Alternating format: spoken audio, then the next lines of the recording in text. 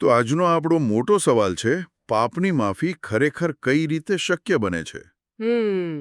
બહુ ઊંડો સવાલ છે. હા, અને આ કોઈ હળવી-ફૂલવી આધ્યાત્મિક ચર્ચા નથી. આપણી પાસે ખાસ ધાર્મિક લખાણ છે જ્યાં આ સવાલનો જવાબ બહુ સીધી અને સ્ટેપ બાય સ્ટેપ રીતે એકદમ લોજિકથી આપવાની કોશિશ કરે છે. બિલકુલ. આ સ્ત્રોત પાપ, ક્ષમા અને ઈશ્વરના સ્વરૂપ વિશે એક એવો દૃષ્ટિકોણ રજૂ કરે છે જે કદાચ આપણે પહેલા ક્યારેય નહીં સાંભળ્યો હોય. અને એટલે જ આજે આપણે આના ઊંડાણમાં ઉતરવાના છીએ. ચોક્કસ. અને આપણો હેતુ આ લખાણના તર્કને તોડીને તેને સરળતાથી સમજવાનો છે. આ આખી ચર્ચાના કેન્દ્રમાં બે મુખ્ય પાત્રો છે જેમને સ્ત્રોતમાં પ્રથમ વ્યક્તિ ઈશ્વર અને દ્વિતીય વ્યક્તિ ઈશ્વર કહેવામાં આવ્યા છે. ઓકે, આ શબ્દો થોડા ભારે લાગી શકે છે. હા, એટલે સરળતા ખાતર આપણે તેમને પિતા ઈશ્વર અને પુત્ર ઈશ્વર તરીકે વિચારી શકીએ, જે એક જ ઈશ્વરના બે અલગ સ્વરૂપો છે. આ લખાણ તેમના સંબંધો પર જ આધારિત છે. બરાબર. અને આપણે ખાસ કરીને એ સમયગાળા પર ધ્યાન આપીશું જ્યારે પુત્ર ઈશ્વરે એક જીવનું રૂપ ધારણ કર્યું હતું. ઓકે, તો ચાલો આ કોયડાને ઉકેલવાની શરૂઆત કરીએ. સ્ત્રોતનો સૌથી મોટો અને એમ કહી શકાય કે મુખ્ય દાવો શું છે? મુખ્ય દાવો એ છે કે પાપની માફી ફક્ત અને ફક્ત પુત્ર ઈશ્વરના પ્રાયશ્ચિતને કારણે જ શક્ય છે. ફક્ત એમના જ, બીજો કોઈ રસ્તો જ નથી. આ લખાણ મુજબ બીજો કોઈ રસ્તો જ નથી. આ બહુ મોટો દાવો છે. ચોક્કસ. અને મને લાગે છે કે તેને સમજવા માટે આપણે પહેલા તેમના દ્વારા રજૂ કરાયેલ માળખું સમજવું પડશે. હા, અને એ માળખું સમય અને અવકાશની માલિકીના એક સરળ વિચાર પર આધારિત છે. માલિકી? હા, માલિકી. આ માલિકીના વિચારને સમજવા માટે ચાલો એક ઘરનું ઉદાહરણ લઈએ. માની લો કે પિતા અને પુત્ર બંને ઘરના માલિક છે. ઓકે. જ્યારે પુત્ર કોઈ ખાસ કામ માટે ઘર છોડીને જાય છે ત્યારે તે ઘરની સંપૂર્ણ જવાબદારી પિતાને સોંપી દે છે. હવે ઘરમાં થતી કોઈ પણ ગરબડ માટે પિતા જવાબદાર છે. બરાબર. સ્ત્રોત કંઈક આવી જ દલીલ સમય અવકાશ માટે કરે છે અને તેને 5 તબક્કાઓમાં વહેંચે છે. રસપ્રદ. તો પહેલો તબક્કો કયો છે? પહેલો તબક્કો એ છે જ્યારે પુત્ર ઈશ્વર હજુ જીવ બન્યા નથી. એ સમયે સમય અને અવકાશરૂપી ઘરના માલિક પિતા અને પુત્ર બંને હતા. સાથે મળીને. હા, પછી આવે છે બીજો તબક્કો.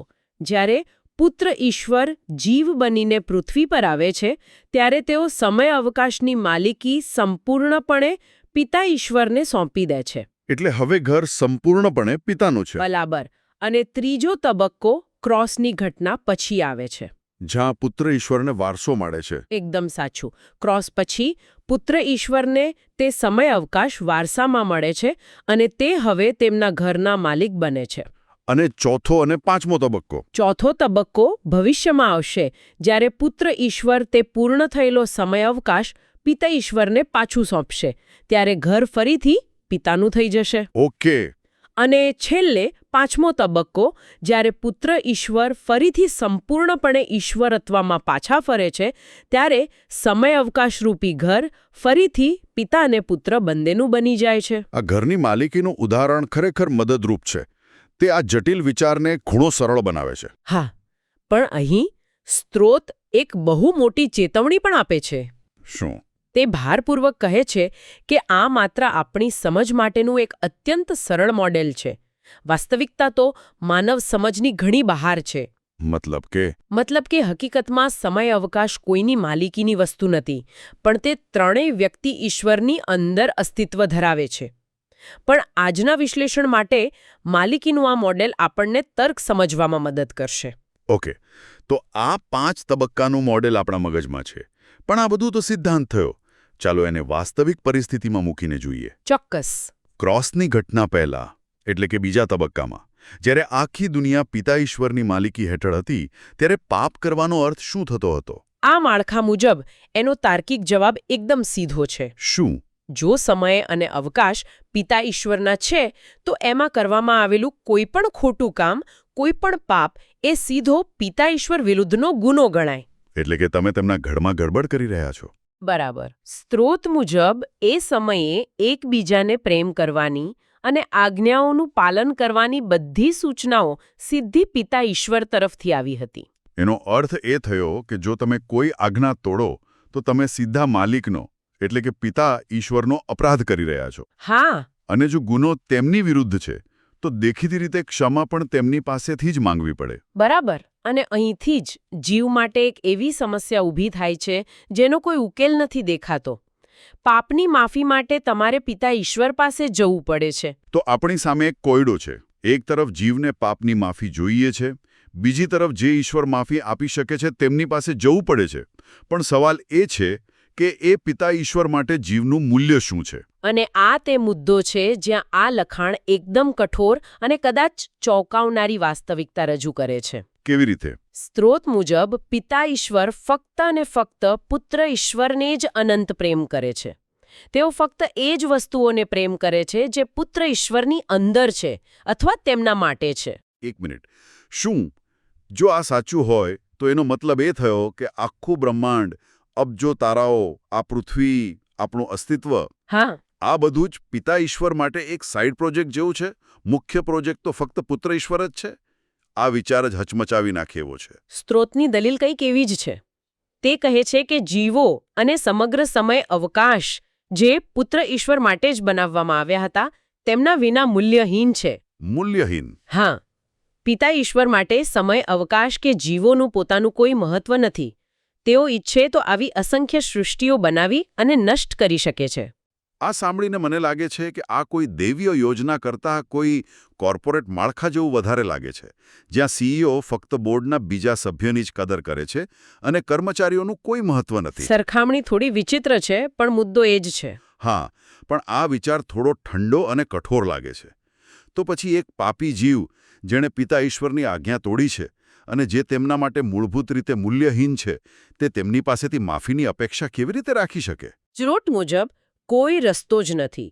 જીવ માટે કોઈ આશા નથી. કોઈ જ નહીં. કોઈ જ નહીં. કોઈ પણ જીવનું બલિદાન, ભલે તે કોઈ મહાન દેવદૂતનું કેમ ન હોય, એ પિતા ઈશ્વરની માફી મેળવવા માટે અપૂરતું છે. કારણ કે તેમની નજરમાં જે વસ્તુ મૂલ્યહીન છે તેનું બલિદાન પણ મૂલ્યહીન જ રહે છે. ઓહ. આ તર્ક મુજબ જીવ માટે ફક્ત મૃત્યુ અને વિનાશ જ નિશ્ચિત છે. આ તો એવી વાત થઈ કે રમત શરૂ થતાં પહેલાં જ તમે હારી ગયા છો. જો જીવ માટે કોઈ આશા જ નથી તો પછી ક્ષમા કેવી રીતે શક્ય બને, જે આપણા આજના વિષયનો મુખ્ય મુદ્દો છે? બરાબર. આ તો એક એવી દિવાલ છે જે તોડી ન શકાય.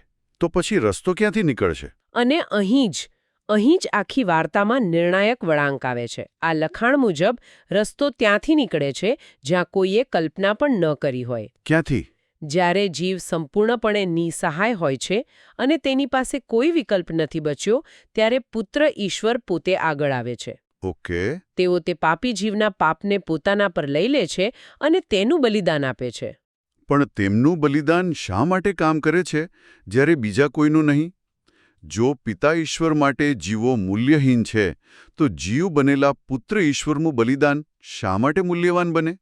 કારણ કે જેમ આપણે જોયું, પિતા ઈશ્વરનો સંપૂર્ણ અને એકમાત્ર પ્રેમ પુત્ર ઈશ્વર માટે છે. અચ્છા. તેમના સિવાય કોઈ નથી જેને પિતા ઈશ્વર આટલો પ્રેમ કરતા હોય.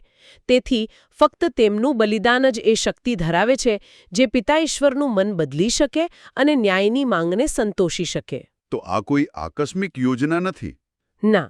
સ્ત્રોત દાવો કરે છે કે આ બ્રહ્માંડની મૂળભૂત સંરચના જ એવી છે. આ દૈવી હસ્તક્ષેપ વિના પાપી જીવનું અસ્તિત્વ ટકાવી રાખવું શક્ય જ નથી. પણ અહીં મને એક વિરોધાભાસ જેવું લાગે છે. શું? લખાણમાં આગળ એવું પણ કહેવામાં આવ્યું છે કે પિતા ઈશ્વર જીવોને પ્રેમ કરે છે. જો જીવો તેમના માટે મૂલ્યહીન હોય તો આ બંને વાતો એકસાથે સાચી કઈ રીતે હોઈ શકે? આ એકદમ સાચો પ્રશ્ન છે અને સ્ત્રોત આ ગૂંચવણને ઉકેલવાનો પ્રયાસ કરે છે. તે સમજાવે છે કે પિતા ઈશ્વરનો પ્રેમ સીધો જીવો પર નથી, પરંતુ તે એક ખાસ રીતે પુત્ર ઈશ્વર દ્વારા વ્યક્ત થાય છે. એટલે કે તેમનો પ્રેમ જીવોને પુત્ર ઈશ્વરની અંદર ખેંચીને વ્યક્ત થાય છે. અંદર ખેંચીને? એનો વ્યવહારિક અર્થ શું થાય? એનો અર્થ એ છે કે પુત્ર ઈશ્વરની આજ્ઞાનું પાલન કરવું અને તેમનામાં વિશ્વાસ રાખવો એ જ પિતા ઈશ્વરનો પ્રેમ મેળવવાનો એકમાત્ર રસ્તો છે. ઓકે. જે જીવો પુત્ર ઈશ્વરને આધીન રહે છે તેમને પિતા ઈશ્વરનો પ્રેમ મળે છે, કારણ કે તેઓ તેમના પ્રિય પુત્રનો ભાગ બની જાય છે. અને જેઓ નથી રહેતા? અને જેઓ તેમનો અનાદર કરે છે તેમને સજા મળે છે. જેને સ્ત્રોતમાં અગ્નિની ખાઈ કહેવામાં આવી છે. તો પિતા ઈશ્વરનો પ્રેમ એ શરતી છે અને તે પુત્ર ઈશ્વર દ્વારા જ મળે છે. તેઓ જીવોને સીધો પ્રેમ નથી કરતા, પણ પુત્ર ઈશ્વરમાં રહેલા જીવોને પ્રેમ કરે છે. બરાબર. લખાણ મુજબ પિતા ઈશ્વરે જીવોની રચના જ પુત્ર ઈશ્વરની અંદર કરી છે અને આ રચના પોતે જ તેમના પ્રેમનું કાર્ય ગણવામાં આવ્યું છે. શા માટે? કારણ કે આ એકમાત્ર રસ્તો છે જેના દ્વારા જીવોને તેમનો પ્રેમ પ્રાપ્ત કરવાની તક મળી શકે છે. તો આ બધાનો અર્થ શું છે? આપણે ક્રોસ પહેલાની પરિસ્થિતિ સમજી, જ્યાં પાપ પિતા ઈશ્વર વિરુદ્ધ હતું અને માફી ફક્ત પુત્ર ઈશ્વરના બલિદાનથી જ શક્ય બની. હવે ક્રોસ પછી શું થાય છે? હા, આપણે શરૂઆતમાં જે ઘરની માલિકીનું મોડેલ જોયું હતું તે મુજબ હવે સમય અવકાશની માલિકી બદલાય છે. તેની શું અસર થાય છે? હા, અને આ તાર્કિક દલીલનો અંતિમ અને સૌથી મહત્વપૂર્ણ ભાગ છે. ક્રોસ પછી પુત્ર ઈશ્વર સમય અવકાશના વારસદાર બને છે. હવે તે ઘર તેમનું છે. બરાબર. હવે તે તેમનું છે. આનો સીધો અર્થ એ છે કે હવે સમય અવકાશમાં કરવામાં આવેલું કોઈ પણ પાપ એ સીધું પુત્ર ઈશ્વર વિરુદ્ધનો અપરાધ છે. ઓહ, તો સમીકરણ સંપૂર્ણપણે ઊંધું થઈ જાય છે. પહેલા ઘરના માલિક પિતા ઈશ્વર હતા, હવે પુત્ર ઈશ્વર છે. બરાબર. અને આ એક બહુ મોટો બદલાવ છે, જે પાપ પહેલા એક સર્વોચ્ચ, કદાચ થોડા દૂરના અને અદૃશ્ય ઈશ્વર વિરુદ્ધ હતું. હા. તે હવે એ જ ઈશ્વર વિરુદ્ધ છે જેમણે જીવનું રૂપ ધારણ કર્યું, જે આપણી વચ્ચે રહ્યા, જેમણે દુઃખ સહન કર્યું. આ પાપ અને ક્ષમાના સંબંધને વધુ અંગત અને સીધો બનાવે છે. ચોક્કસ. હવે પ્રેમની આજ્ઞાઓ તેમના તરફથી આવે છે.